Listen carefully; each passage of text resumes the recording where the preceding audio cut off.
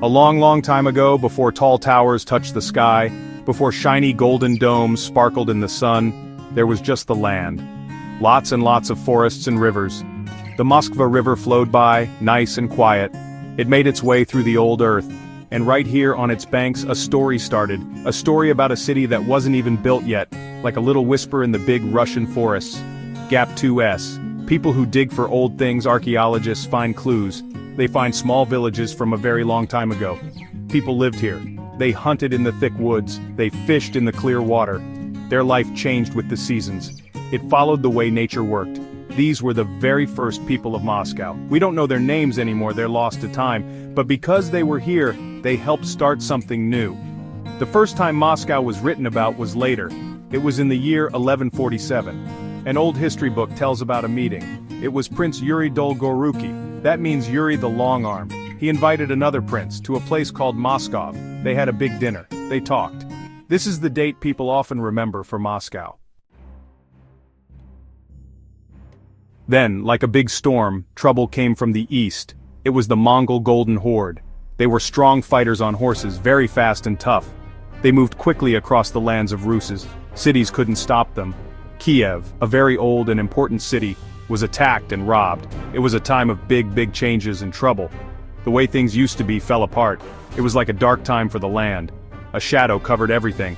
Moscow was still a new and small town. It couldn't escape what was happening. In 1238, the Mongols came to Moscow. Its wooden walls weren't strong enough to protect it. The town was burned down. The people there had a very hard time. It looked like it was the end for Moscow, like a little light going out. But Moscow wasn't totally gone. A little bit of its spirit was still there, like warm coals in a fire, waiting for a chance to grow strong again. The princes of Ruses had to give in. They had to obey the great Khan of the Mongols. They had to pay him money and goods. These were like heavy taxes. They had to travel far away to the Mongol capital city to get permission to rule their own lands. It was a very difficult and embarrassing time. Other people were ruling over them, yet even in these hard times they learned important things. Being under Mongol rule was hard, like carrying something heavy, but it also changed who had power. Older important cities in Ruses became weaker. Newer places saw a chance to grow.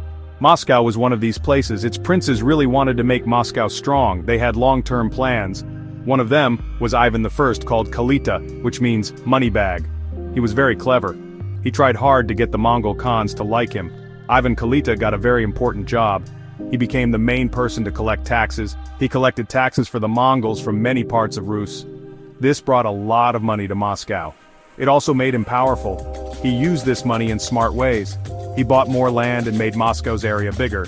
Other areas ruled by princes became weaker. Moscow took them over, one by one. This was called the Gathering of the Russian Lands. The city of Moscow started to change too. The wooden walls around it were made stronger. Churches made of stone started to be built. People who made things and people who sold things came to Moscow. They came because Moscow was becoming a safe and steady place, and because it was becoming more important. More and more people came to live there. The little town by the river was turning into a really strong city in the area. Then came a really important moment. It wasn't just about land or money, it was about the religious heart of Ruses. This was the Orthodox Christian religion. The Metropolitan was the head of the church. He used to live in Kiev. Then after Kiev was attacked, he lived in a city called Vladimir. But Moscow was becoming the new main place, a place with power, importance, and safety. A big decision was coming soon. In the early 1300s, Metropolitan Peter started spending more time in Moscow. He got along well with Ivan Kalita. He saw that Moscow could become a great city. When he died, he was buried in Moscow. The next Metropolitan, named Theognost, made it official. He moved the main center of the Orthodox Church to Moscow around the year 1325. This was a very big step. It made Moscow even more of a leader. The Kremlin, which is Moscow's old fortress, started to show this new importance. The name Kremlin means a fortress inside a city. At first the Kremlin was made of wood, but when Ivan Kalita was in charge, they started building with stone. The Cathedral of the Dormition was built. This was the most important church in the land. More churches and palaces were built after that. Outside the Kremlin's strong walls, a big open space started to form. This space became known as Red Square. The name Red Square, or Krasnaya Ploshchad, means beautiful square in Old Russian. In the 1500s, Ivan the Terrible built St. Basil's Cathedral to celebrate his victories. Its colorful onion domes became famous right away. St. Basil's is a wonderful example of Russian architecture. After the Mongols left, Moscow's rulers became czars, from the Roman word Caesar. Ivan the Great started it, and Ivan the Terrible was the first crowned czar. Moscow became the capital of a growing Russian state. The Kremlin stayed the center of power. Czars were crowned in its cathedrals. Red Square hosted big ceremonies and serious events. Moscow showed its strength repeatedly. Even when Peter the Great moved the capital, Moscow kept its spirit. It remained the historical and religious heart of Russia. The 1900s brought huge changes. In 1917, the Russian Revolution got rid of the czars. New leaders, called the Soviets, took over. In 1918, the capital city was moved back to Moscow from Petrograd, which was St. Petersburg's name then. Moscow once again became the main political city for a big country that was changing a lot. The Kremlin, with red stars now on its towers, was where the new government worked.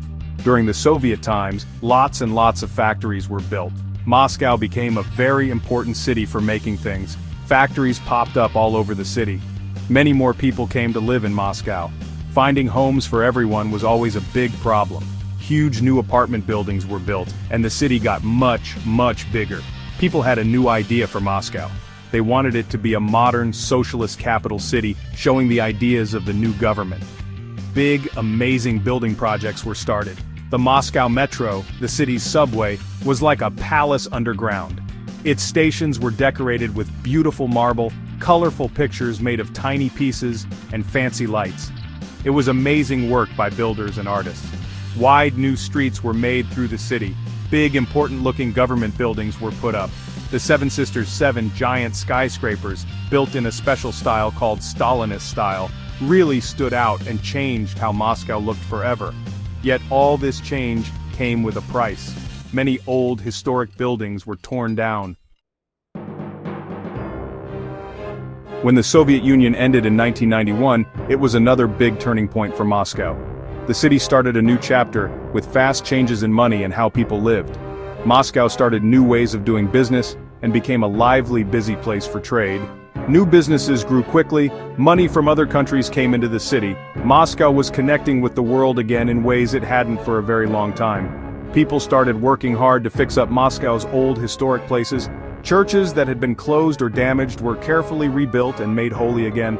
The Cathedral of Christ the Savior, which had been blown up with dynamite in 1931, was rebuilt to look just like it did before. It was a strong sign of this new beginning. Old, important buildings were fixed up. The city wanted to bring back its history. New modern buildings also started to appear.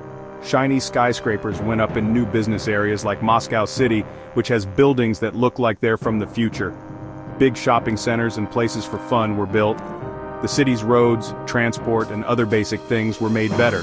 There were new roads, ways to get around, and parks. Moscow was trying hard to become a big, important city for the whole world in the 21st century. From a little wooden fort by a river to a huge, lively city that spreads out far and wide, Moscow's story is amazing. It has seen hundreds of years of history, good times and sad times, times it was destroyed and times it was built up again. It's been the heart of a small kingdom, a big kingdom ruled by czars, an empire, and a superpower country. Through everything, what Moscow really is has stayed the same. It's a city that's very strong and can always bounce back, a symbol of the Russian spirit.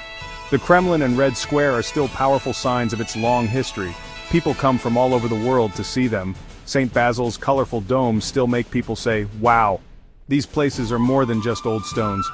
They are like special markers of the country's memories, places where important things happened, where the future of Russia was decided. They tell us about power, religion, and beautiful art, a history kept safe in brick and gold. Moscow today is a city with many layers. Old monasteries are near new art galleries. Old, wide streets are busy with modern life.